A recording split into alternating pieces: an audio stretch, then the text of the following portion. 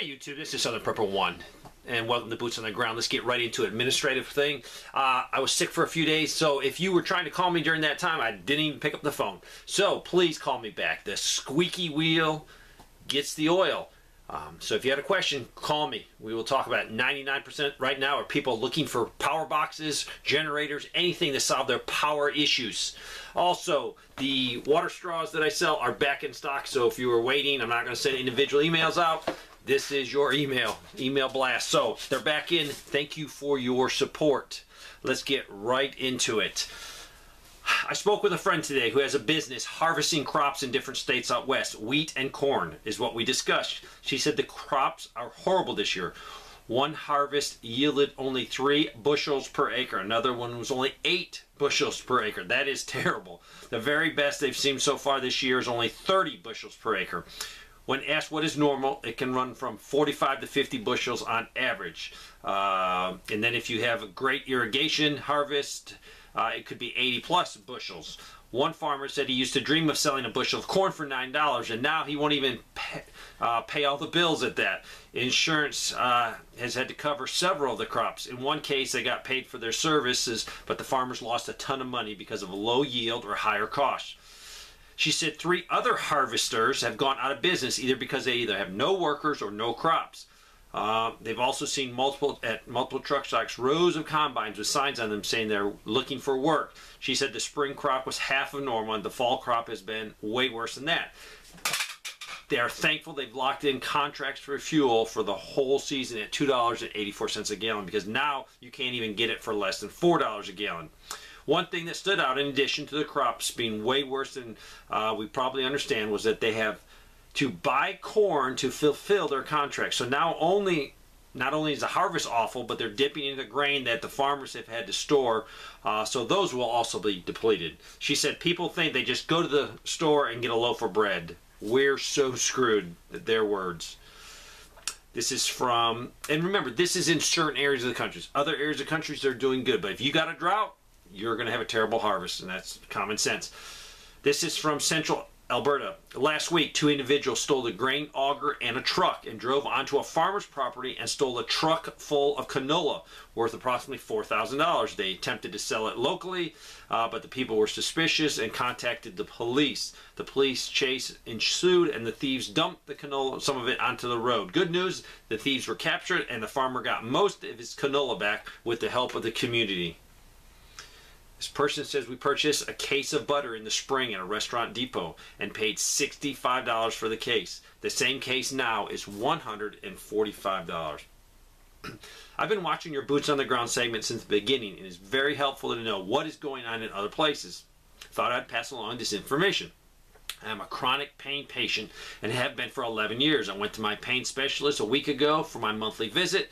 I had really bad shoulder and neck pain and been suffering for several days. I requested a trigger point injection in Novocaine to help relax the shoulder muscles, and the doctor told me it's your lucky day. There's only enough medication left for 1 more dose, and we were told by our supplier that they do not know when more will be available. I asked about lidocaine, and she said the shortages apply to that one as well. I'm in Central Virginia, and in 11 years, this is the first time that I could not get the available treatment to treat chronic conditions like mine.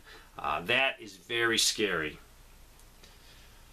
This is from a person from Aldi's. A large security camera monitor has been placed over the prepared food section near the entrances and exit doors. They're also seeing low shelf stock, many empty spaces. Prices just keep going up. A carton of heavy whipping cream is now $4.35. It was roughly $2.25 6 months ago. They also said at Target, an employee now is posted at the front entrance, now presumably to deter or stop shoplifters. Also said Kroger's. This was several weeks ago. When I entered the store, a man was walking quickly out of the store coming towards me when the security sensor went off. He looked at me, immediately threw up his hands and turned around and went back into the store. I assumed he was shoplifting, went back and discarded whatever he was trying to steal. I happened to check the local arrest reports for the past month, and I recognized the same man in the photo. He had been arrested for shoplifting at Walmart, which is about a 1/4 mile down the road from this Kroger store.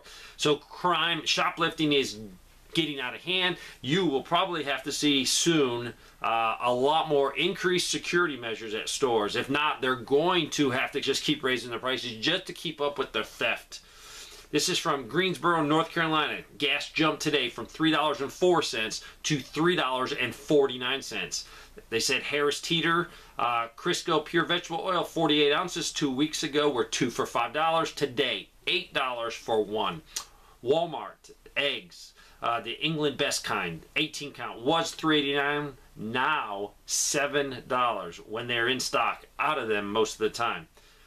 Costco had butter. Was $8.99 in December of 2021, now $17. Costco bacon, 4 pounds, was $12, now $19. A friend went out to eat, and they typically do that, and they bought a typical meal. And normally it's about $40, including tea and milkshakes. Today it costs $75 with only the tea, no shakes. They said, today I'm getting a better yield on my return on my money buying and storing food at today's prices over the 30-day spread or larger. And I believe that. They say, now I measure my wealth in food. Many in my family thought I was gone off the deep end. But the investment side of that thing, no one can argue with that. I work at a repair shop for electrical industrial equipment, motors, generators, etc. Used to be just primary food manufacturing equipment, but lately a lot of energy companies are coming in. The supplies have been hard to come by to do the repairs and not the normal quality when we receive them. Excuse me. They said this is the first weekend off since the beginning of August, and I used personal time to get that off. But we're short staffed. It takes a couple years to learn the skills that I have, and no young people either have the work ethic or want to do it. This person says, I'm 34 years old and been doing this kind of work, this electrical repair work since 2008. Today I decided to go out to eat with my family. It's 35 miles to the closest, they've named the restaurant. We went in to get a normal pizza and no dine-in due to shortage of staff. So we went down the roads to another restaurant. No dine-in cause of staff. That's the second one. Okay, so we go to the drive-thru, have another restaurant, and they're not working, and they have no sit-down in their restaurant. Actually, because they closed early due to staff. So I think that's 3 restaurants down. So against their better judgment, because of the hungry kids, we went to McDonald's. Almost $40. They forgot part of the order also. So when we got it, none of us really was even hungry at that point. So very frustrating trying to go out to eat, grab some food for the family, and lack of workers. That's what's killing this country. This is from eastern New Mexico. We did a Walmart run. Prices continue the climb. Some items on my list were unavailable.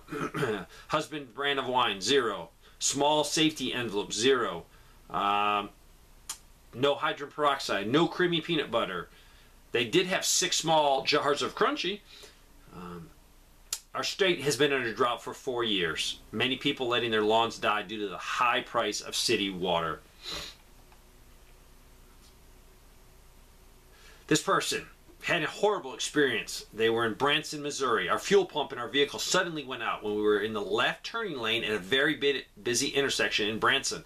We put our hazard lights on, but couldn't move the van out of the way because the traffic was so heavy. I called AAA for road assistance and also asked for police assistance to help direct traffic so that we could safely move the vehicle. But the police never showed up. I was waiting for almost a whole hour. People with road rage, honking, screaming at me the whole time. One enraged man pulled alongside and started screaming, cussing us for no reason other than they're having a broken down car.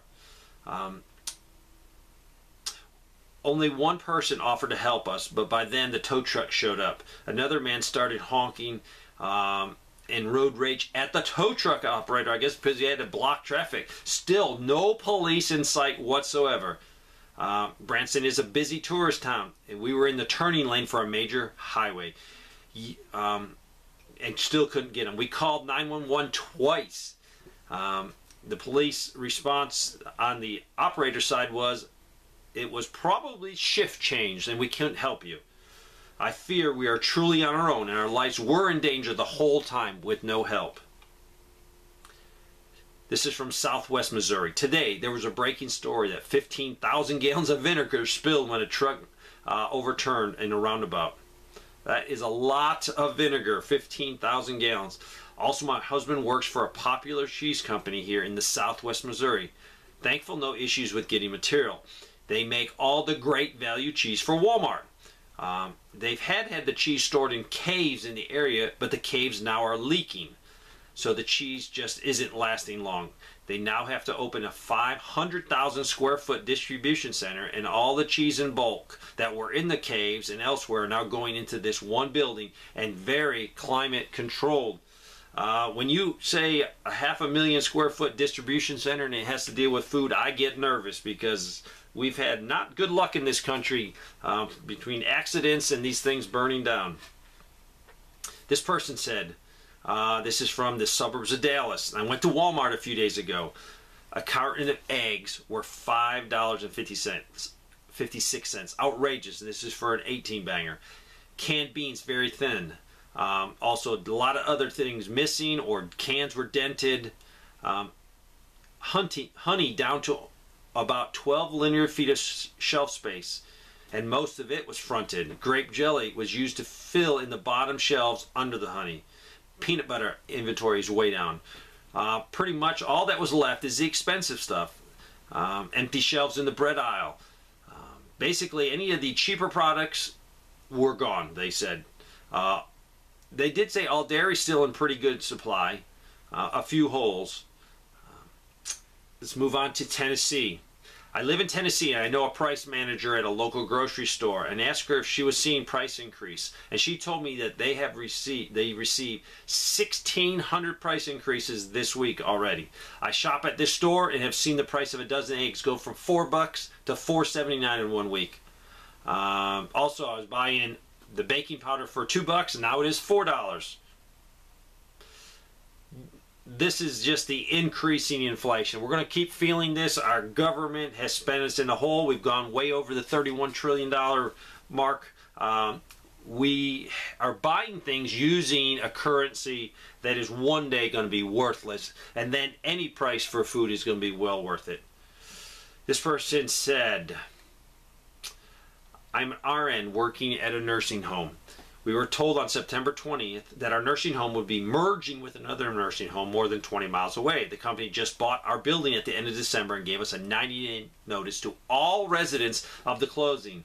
Employees were all offered positions in the other nursing home, and residents were offered to transfer there. They told us they intended to donate the building because of the poor conditions. I find that funny because I moved to that building over a year ago, and the other building was in much worse shape.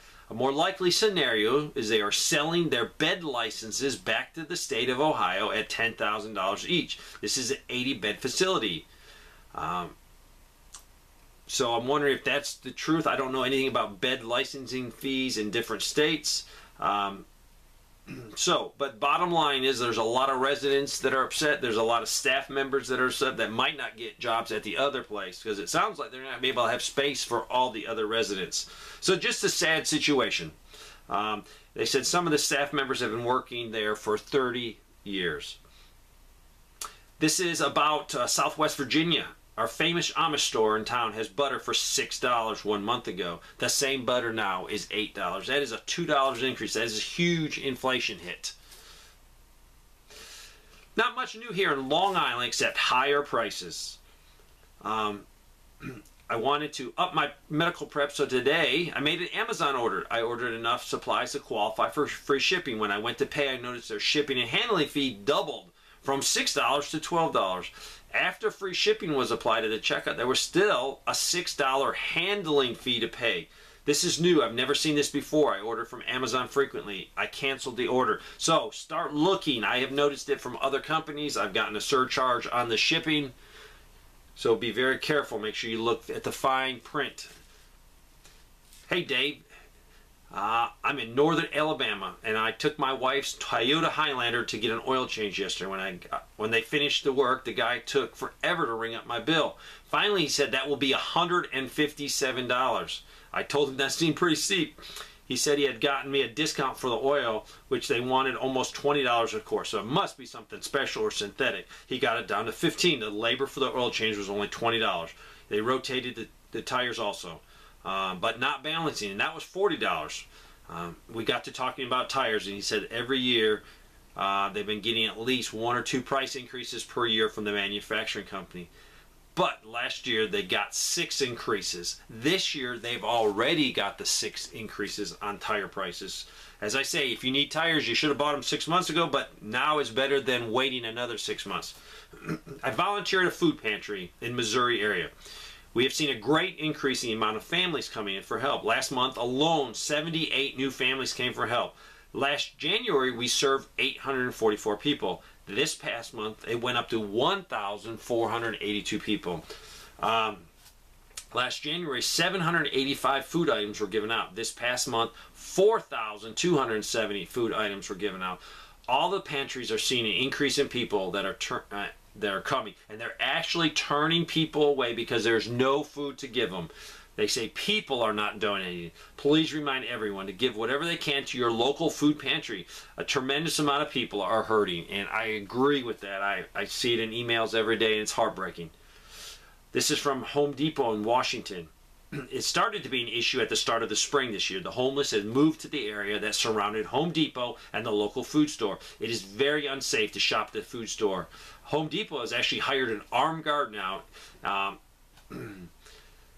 And they're saying now people are just coming off the streets, filling up their buggies and walking out, or just taking products off the shelves and walking out.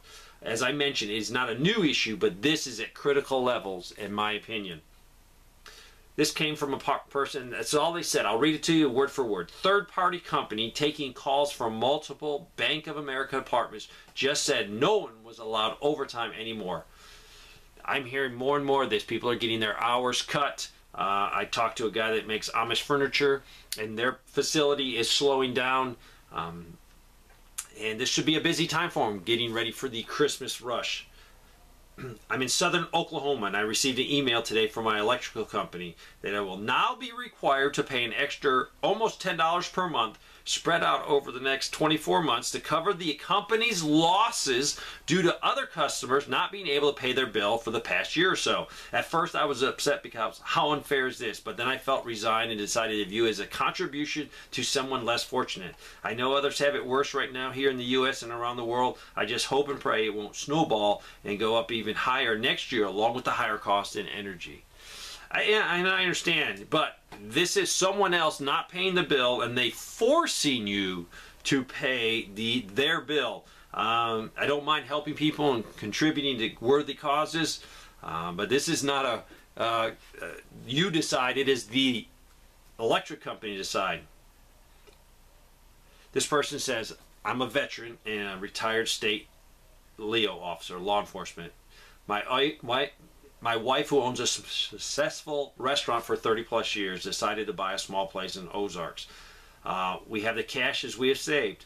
We didn't have enough in the bank, so we had to take some money in. The bank manager advised us that if we brought in that much cash, it's less than $200,000, more than $100,000. The money would be frozen for 90 days. The IRS, the government, would be notified, and I guess they would look into it. It would take 90 days of being in the bank to be considered seasoned money, and then we could access it to take care of buying this property. So, being careful. The money you have in your house can get you in a lot of trouble, and I understand that. So if you need to buy things that are tangible that you're going to need, I want to end it there. I appreciate everyone that contributes to Boots on the Ground. If you have anything you could add, please send it to me. Nothing is too small. These are just data points that we can put together. We still have plenty of food in the grocery stores. There is no famine. A lot of YouTubers predicted famine by fall, famine by winter. I'm not seeing the famine. I'm seeing prices rising. That's what my public position has been. I don't fear a famine this year. We will see what next year brings with higher energy costs. But keep prepping, keep praying. You can control your attitude. You can't control what's craziness in the world, but you can control your attitude, and a positive attitude will influence people around you. Thanks for watching.